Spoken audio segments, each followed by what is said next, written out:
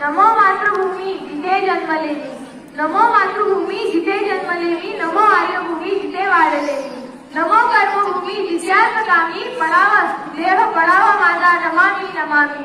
नमस्कार, माझे नाव कुमारी योगेश्वरी आणि सावे, मी हायस्कूल भोकरदन इयत्ता 10वी शिकते.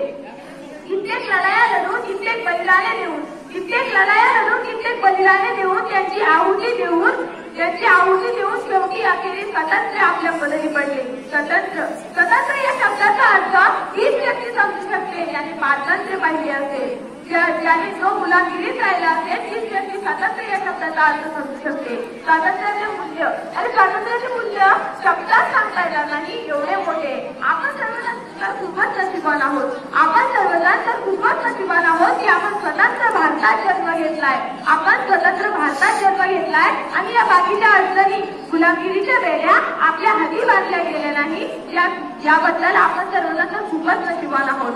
मित्रांनो, भारत, हिंदुस्थान, इंडिया हे नाव तोंडावर जरी आणले ना तरी रक्ताचं सळसळायला लागतं आणि आपली मान अभिमानाने उंचावते, आपली मान अभिमानाने उंचावते. जेव्हा हा तिरंगा समोर पडत असतो ना तेव्हा देशातील, आपल्या मनातील, प्रत्येकाच्या मनातील ही देशभक्ती, ही भावना, तो आदर्श पाहण्यासारखाच असतो. इसलिए खूप कहा है, इसलिए खूप कहा है कि हम अपनी जान की दुश्मन को भी अपनी जान देते हैं, हम अपनी जान के दुश्मन को भी अपनी जान देते हैं. मोहब्बत की इसी व्यक्ति को हिंदुस्तान कहते हैं, हिंदुस्तान कहते हैं.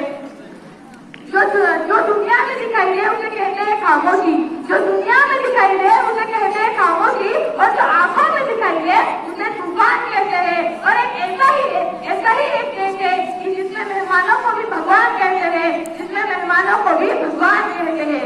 आपल्या भारताला ना सोन्याची चिडिया म्हणतात, आपल्या भारताला सोन्याची चिडिया म्हटलं जातं. का बरं आपल्या भारताला सोन्याची चिडिया म्हटलं जातं? कारण आपल्या भारतासारखा दुसरा समृद्ध, शेती प्रधान, कृषी प्रधान दुसरा कोणता देश त्या काळी तरी नव्हता हो. म्हणूनच इंग्रजांना भारताबाहेर पावलं टाकायला त्या काळी खूप त्रास झाला असावा. 1857 ला सुरू झालेला संग्राम, स्वातंत्र्य संग्राम, स्वातंत्र्य यज्ञ 15 ऑगस्ट 1947 ला शांत झाला. 26 जानेवारी 1950 ला आपला भारत एक प्रजासत्ताक झाला. किती छान ना. पण आपल्या सर्वांना माहिती आहे की आपला भारत देश कुणापासून स्वतंत्र झाला? आपला भारत देश फक्त भारत भूमीवर राज्य करणाऱ्या इंग्रजांपासून स्वतंत्र झाला. धर्मभेद, जातीभेद हे कार्य तर अजून चालूच आहे. डॉक्टर बाबासाहेब आंबेडकर, महात्मा फुले, डॉक्टर बाबासाहेब आंबेडकर, महात्मा फुले, लाल बहादूर शास्त्री, जवाहरलाल नेहरू यासारख्या अनेक नेत्यांनी खूप प्रयत्न केले, समाजसेवकांनीही खूप प्रयत्न केले. पण खंत या गोष्टीची वाटते की आजही हे कार्य पूर्णत्वास गेलेले नाही, अजूनही हे कार्य पूर्णत्वास गेले नाही. पूर्वी इनामापेक्षा इमान हा शब्द भारतीयांसाठी खूप महत्वाचा होता. इनामापेक्षा इमान हा शब्द भारतीयांसाठी खूप महत्वाचा होता. पण आता भ्रष्टाचाराची मैत्री करून आपण इमानदारी विसरून गेलोय. आपल्या सूर्याला गुन्हेगारीचं ग्रहण लागलंय.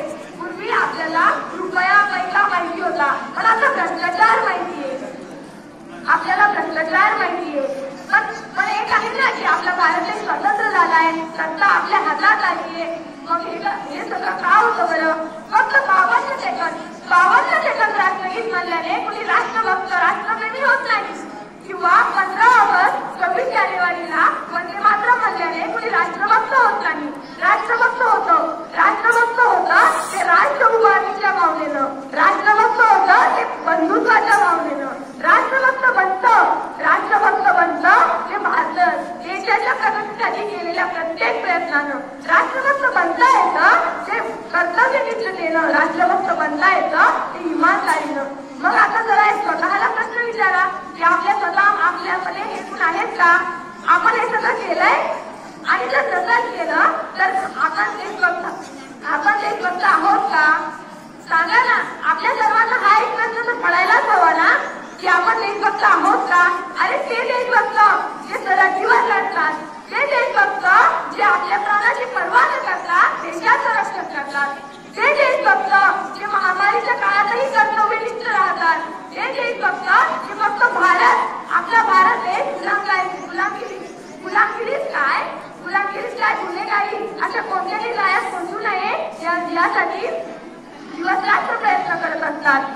आणि हो, आपल्या सर्वांमध्ये उपस्थित आपलं भविष्य उज्ज्वल करण्यासाठी नेहमी कार्यरत असणारे आपले शिक्षक हे देशभक्त आहेत, हे खरे देशभक्त आहेत. मग विद्यार्थी मित्रांनो, या सर्वांमध्ये आपला उल्लेख कुठे होत नाही? आपला उल्लेख कुठे का बरं होत नाही? आपण एकदा आपल्या व्यक्तिमत्वावर विचार टाकायला हवा ना. हो, आपण नाही देशभक्त, देशाचा देशभक्त म्हणून आपण देशभक्त देवतच असतो. मग मनात देशभक्ती रुजवा आणि ज्या दिवशी देशाचा युवा सुसज्ज होईल, त्याच दिवशी आपला देश खरा प्रजासत्ताक होईल. त्याच दिवशी आपला देश खरा प्रजासत्ताक होईल. धन्यवाद.